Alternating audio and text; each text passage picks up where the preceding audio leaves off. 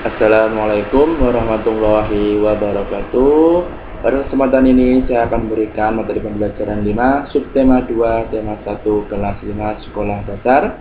Yang pertama yaitu keanekaragaman flora dan fauna dan gerak otot pada tangan.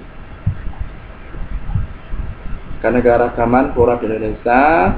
Flora atau tumbuhan yang tumbuh di Indonesia dipengaruhi oleh iklim, letak, ketinggian tempat, dan kesuburan tanah. Kemudian jenis tanaman berdasarkan letak ketinggiannya. Yang pertama itu ada jenis tanaman yang tumbuh baik di bawah ketinggian 700 meter di atas permukaan laut. Itu ada padi, jagung, dan jenis palawija. Kedua, tanaman pada ketinggian 700 sampai 1500 meter di atas permukaan laut itu ada teh, kopi, kina, dan sayuran. Kemudian jenis tanaman yang tumbuh baik pada ketinggian 1500 sampai 2500 meter di atas permukaan laut itu ada pohon cemara dan mahoni. Keempat, jenis tanaman yang tumbuh di atas ketinggian 2500 meter di atas permukaan laut itu ada tanaman semak dan lumut. Kemudian jenis tanaman atau flora berdasarkan jenisnya, ya, ada hutan bako atau mangrove, itu tumbuh di daerah pantai yang landai dan sebagai tempat hidup berbagai jenis ikan dan udang. Contohnya hutan bako di Papua, Kalimantan, dan Sumatera. Kemudian hutan musim adalah hutan yang pada musim hujan itu daunnya itu biasanya tumbuh subur, tetapi ketika musim kemarau daunnya meranggas atau berguguran. Itu terdapat di Jawa Tengah, Jawa Timur, dan di NTT. Kemudian yang ketiga itu sabana, adalah padang rumput yang sangat luas dikelilingi dengan semak belukar.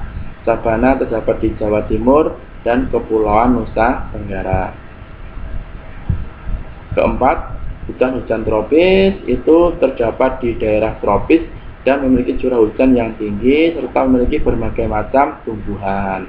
Hutan-hujan tropis terdapat di Kalimantan, Sumatera, Sulawesi, dan Papua.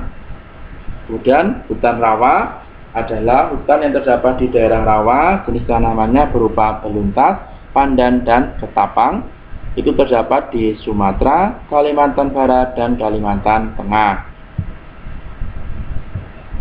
Kemudian penyebaran flora di Indonesia, ya, itu persebaran flora di Indonesia itu dibedakan menjadi dua, ada Indo-Malayan dan Indo-Australis. Kalau Indo-Malayan itu di Kalimantan, Sumatera, Jawa, dan Bali. Kemudian Australis itu di Sulawesi, Maluku, Nusa Tenggara, dan Papua. Kemudian karakteristik, ya, Indo-Malayan atau ciri-cirinya, Indo-Malayan itu jenis meranti-merantian sangat banyak, ya. Kemudian terdapat berbagai jenis rotan, ya. Kemudian tidak banyak tumbuhan sagu. Kemudian kalau di Australia ciri-cirinya itu jenis meranti-merantiannya hanya sedikit, kemudian tidak terdapat berbagai jenis rotan serta banyak terdapat tumbuhan sagu. Jadi ada perbedaan antara Indo-Malayan dan Indo-Australis. Kemudian keanekaragaman fauna di Indonesia, ya. Fauna atau hewan yang tumbuh di Indonesia itu dipengaruhi oleh keadaan alam, gerakan hewan, dan rintangan alam, ya. Nah, menurut coraknya fauna di Indonesia itu dikelompokkan menjadi tiga, yaitu fauna bagian barat, tengah, dan timur. Kemudian fauna bagian barat dan tengah dipisahkan oleh garis Wallace. Fauna bagian timur dan tengah dipisahkan oleh garis Weber, ya. Jadi ini pembagiannya. Fauna bagian barat atau tipe Asiatis itu mencakup di Jawa, Sumatera, Bali, dan Kalimantan. Kemudian kalau di peralihan, ya, atau bagian tengah, yaitu mencakup di Sulawesi, ya, Maluku, dan Nusa Tenggara. Kemudian tipe Australik atau di bagian timur, ya, itu mencakup di wilayah Papua dan Kepulauan Aru, ya. Kemudian ini jenis-jenis hewannya, ya.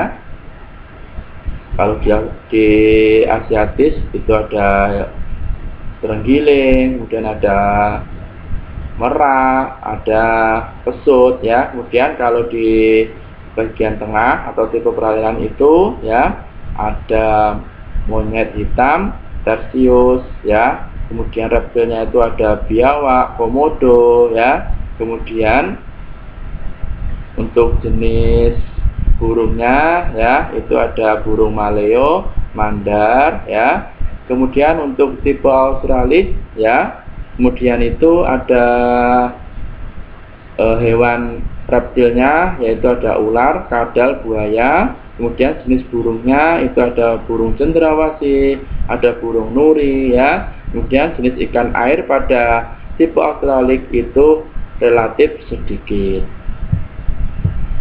Kemudian gerak otot pada tangan ya. Nah, apa itu otot? Otot adalah jaringan yang ada di dalam tubuh manusia berupa alat gerak aktif yang menggerakkan tulang sehingga menyebabkan suatu organisme atau individu dapat bergerak.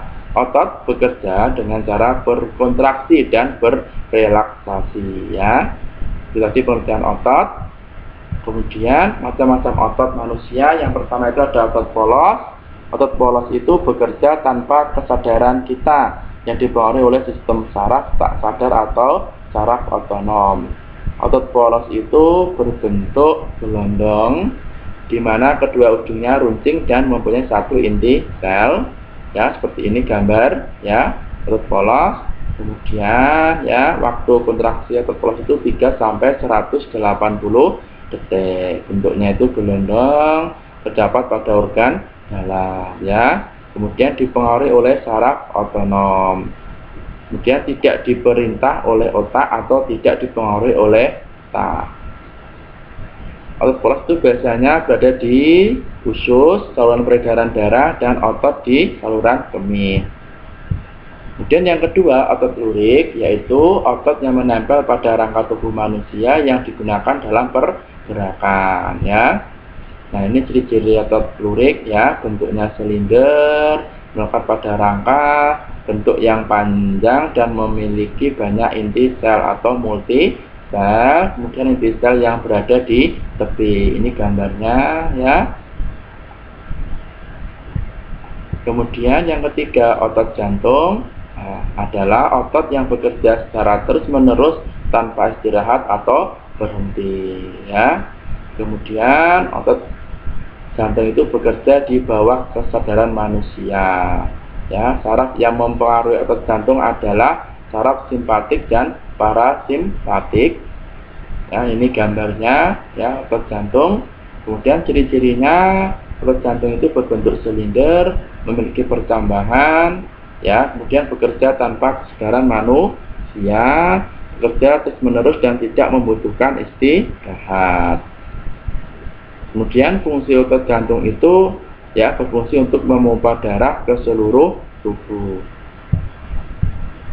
Perbedaan otot rangka polos dan jantung ya, perbedaannya dari bentuknya. Otot rangka itu berbentuk silinder memanjang, otot polos itu gelondong, kemudian otot jantung itu silinder bercabang. Kemudian cara bekerjanya, kalau otot rangka itu bekerja di bawah kesadaran sesuai perintah otak, kalau polos bekerja secara otomatis tidak secara sadar, dan otot jantung itu bekerja secara otomatis tidak secara sadar ya. Kemudian letaknya, kalau rangka itu di rangka, polos itu di organ tubuh bagian dalam, jantung itu ya di organ jantung ya. Kemudian ini contoh letaknya ya, ada kalau rangka itu di otot lengan, otot leher, kemudian otot polos itu di usus rahim ya dan pembuluh darah. Kemudian otot jantung ya di otot jantung.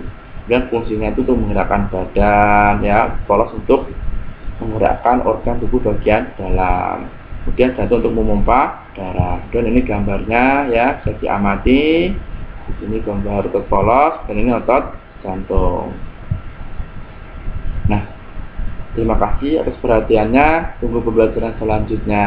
Tetap semangat, jaga kesehatan, dan tetap rajin beribadah. Wassalamualaikum warahmatullahi wabarakatuh.